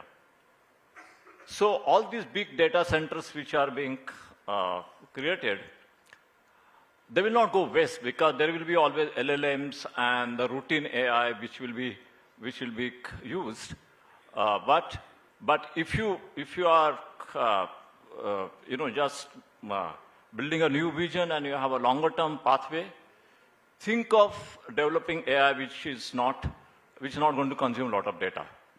Then there is neurosymbolic AI, which doesn't involve using a lot of energy. So India has issues with energy. India has issues with water, which is very closely linked to the data centers. So I think our young entrepreneurs should really start looking in the direction of neurosymbolic AI and AutoML 0 kind of. Now you might say, is this all possible? Is it not frontier science? The most advanced, besides Google and AutoML 0 and those kinds of models, the very big companies, one is in Switzerland, one is in South Korea. The one in Switzerland is called Final Spark, and this model doesn't use silicon. It's using some other material. And if you have investable surpluses, and you want to become a trillionaire like Elon Musk, I would put my money in Final Spark. But you have to wait for 10 years before you start giving it.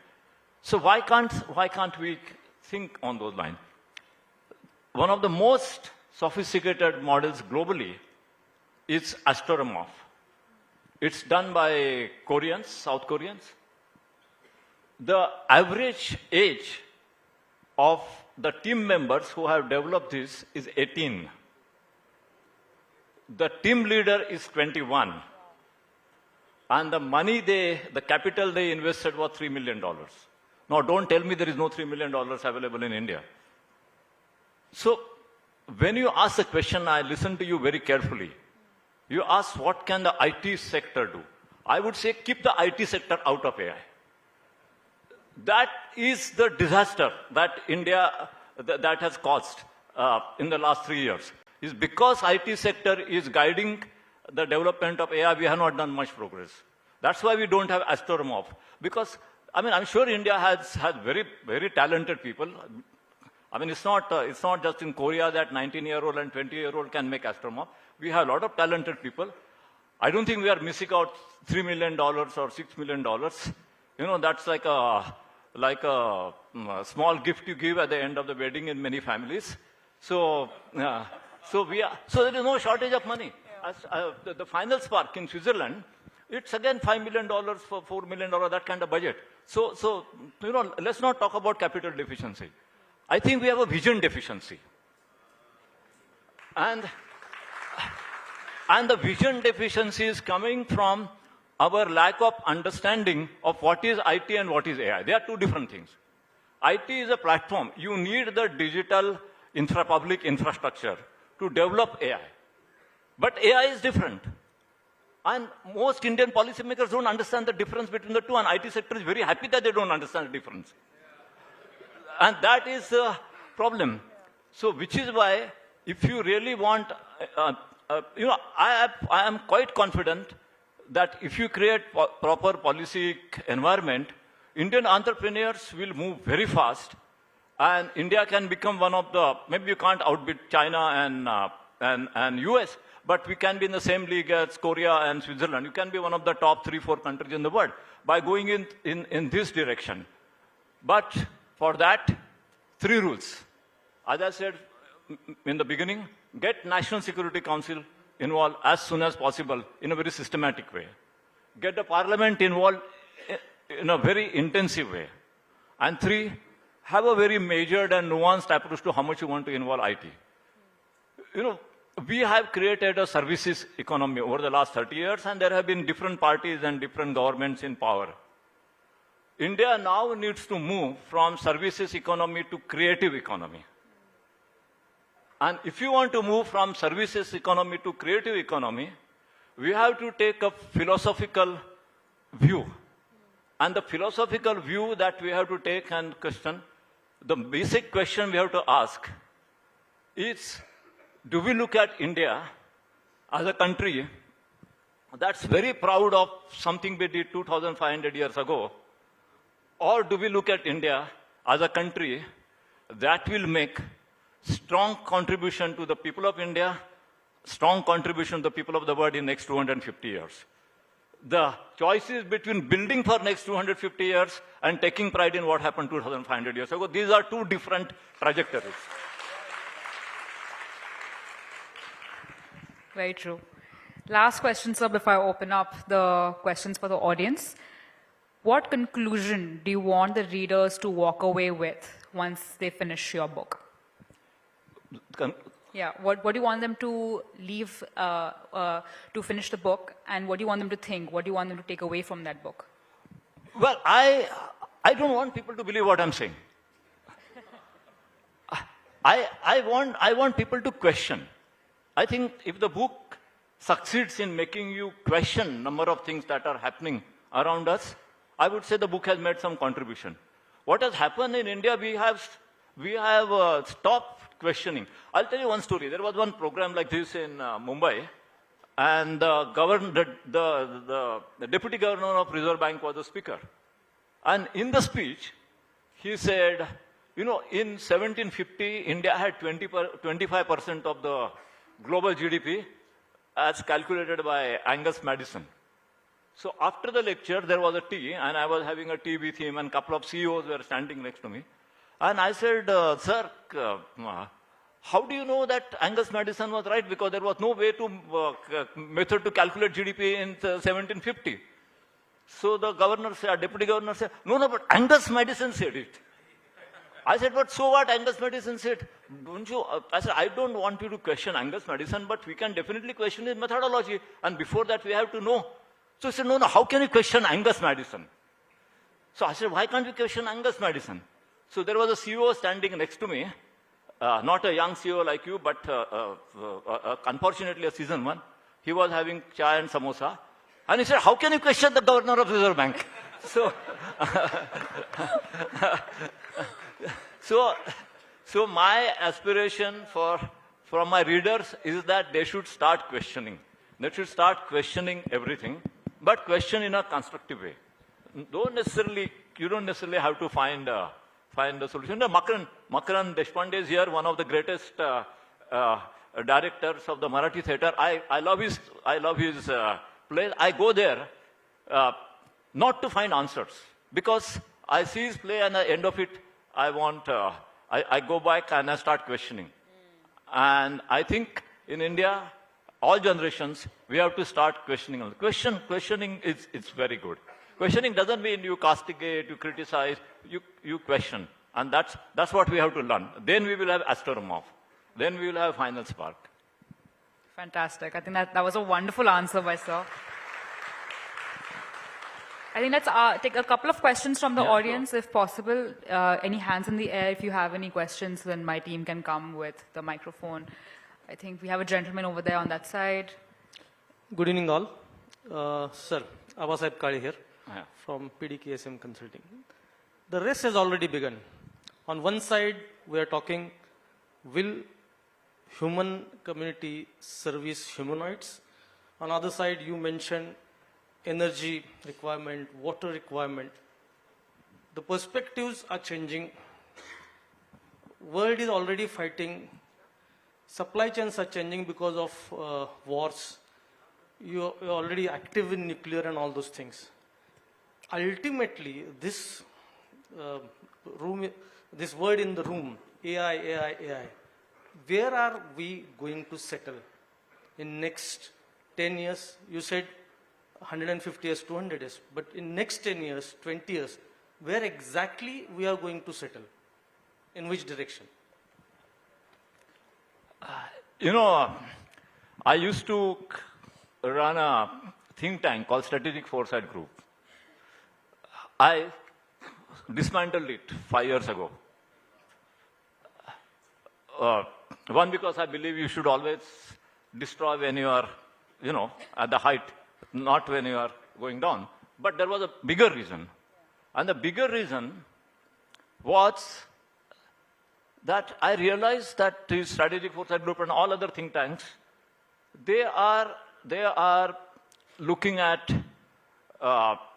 geopolitics as the anchor concept of understanding the world.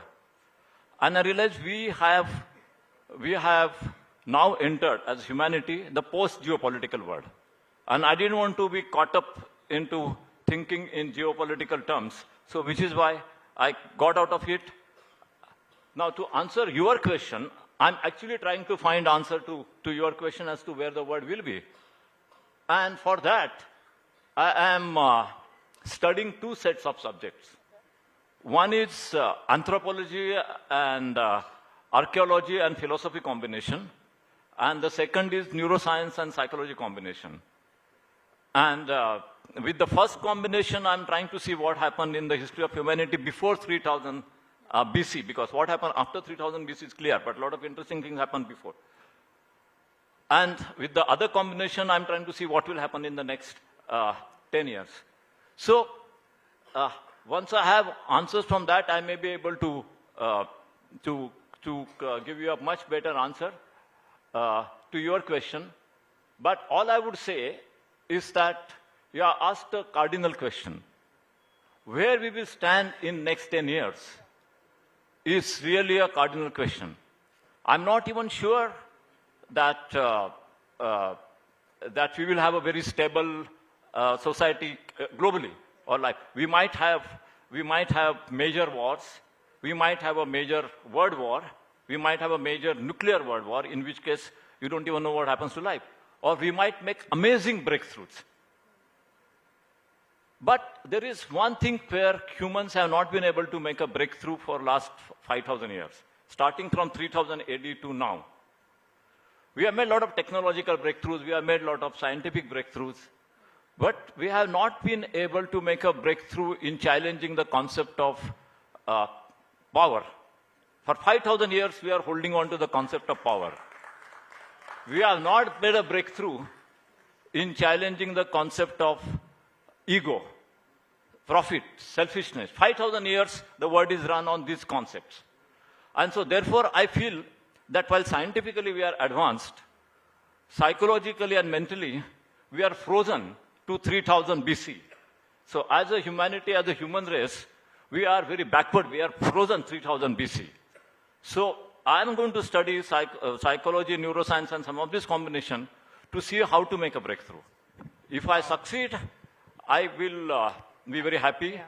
If I don't, I will still keep trying. If you succeed, sir, then we have another book launch right here that hopefully Sakar will publish. Can we take one more question and then maybe we can... Yeah, I'm not sure. Good evening, sir. This is Chirag Jain. I'm a third-year law student, sir. Yeah. So my question is, do you think that AI is a trap? Because what I feel is, since time, it has been destroying the creative thinking of students as well as, you can say, learned advocates. What we do is we've stopped researching on that level, which you used to earlier. And the second question on the board is, do you think, sir, AI will ever understand emotions or will it just stimulate empathy? These are the two questions from my side, sir. Thank you so much. Well, you know, the chairman of Sakal Group, Mr. Pratap Rao, your grandfather, my good friend, he has developed some AI models to predict weather, composition of soil, and other aspects which affect agriculture. And with his efforts, the agricultural productivity in Baramati area has increased almost 30-35%. Now, this is before the LLMs came into picture. So, AI, when you say AI is a trap, this kind of AI is not a trap. But you are not even thinking it's an AI because this happened much before the LLMs. In 2020, when there was COVID, there was a small company in Toronto called Blue Dot or something, and they predicted how COVID will spread, and they warned all their clients, and so none of them ever got affected by. And this was using AI, but that's not a LLM AI. So first of all, you have to understand what is AI. This AI, what is used in agriculture, in health, it is single domain AI or narrow AI, which has existed before. And that can be very helpful. It doesn't even require much data and it doesn't even require much energy. Whether AI will but if you want to know more, you buy the book. Okay. Now, whether AI will acquire emotions, I don't think so, personally. But this is a subject under tremendous study, reflection. In California, this is the most important subject, the relationship between AI and consciousness. And there are people on all sides of debate. I must tell you something very interesting. All the top people in AI, like, you know, Sam Altman, Elon Musk, all of them, Peter Thiel, Alex Karp, most of the founders of AI companies, the big AI companies in the US, I don't know much about China, are not, I mean, half of them are not engineers at all. They are philosophers and sociologists. The biggest AI big daddy, even bigger than Musk and others, is Peter Thiel, who makes Trump's policies. So basically, a lot of people in India who have a geopolitical view of the world think that Trump wakes up in the morning and he goes crazy and he thinks of attacking someone or doing this. No, Trump has a team which advises him, which is run by Peter Thiel, and it's very systematic. Peter Thiel is the founder of a lot of the AI companies like Jan Tallinn. He Alex Karp, his right-hand man, who's very dangerous. These all guys are not philosophers. People like Jan Tallinn and Elon Musk, they started as engineers, but after setting up successful companies, they have now become philosophers. Elon, you talk to him, he is only talking about export of consciousness or the future of consciousness. That's his focus. He's not interested. If you ask him, how to build a company or this or that, he's not interested. So basically the question that you raised about whether AI will become emotional is very closely linked to whether AI will become conscious. That's what it is. Whether AI will become sentinel. These are very closely linked. And these are the questions which are on the top end of the debate that's taking place in the AI community. Anybody who thinks that they are good engineer and they will create a big AI company are mistaken. A good engineer is going to become a second-rate, is going to be a founder of a second-rate AI company. Only a good philosopher and a good sociologist and who knows how to use good engineers, he will become the leader of a top AI company. Wow. I think that was a fantastic answer, sir. Thank you so much for your time and for coming here today and, of course, launching the book with us. It's an honor to have you, actually.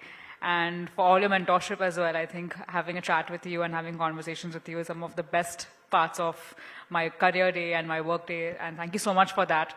And a big thank you to the audience as well for being here today. I think we have some very interesting guests, and the audience as well has been so patient, which I think is very, very important. And thank you, Jahnavi. You made it possible for us to come together. It's totally to your credit, which is why I'm saying these older generation, whether from IT or here or there, we should forget about them. The future is in your hands and it's for you to shape. And I'm sure Sakal will perhaps have a formal vote of thanks, but from my side, I really want to thank Martin and the Swiss consulate and Ambassador Saran. Ambassador Saran is extremely busy. He was in Moscow previous day. I don't know where else the day before. And for him to come to Mumbai, it's a great treat, Pankaj, to have you here. Thank you. And thank you, Martin and the consulate and your entire team. Thank you so much.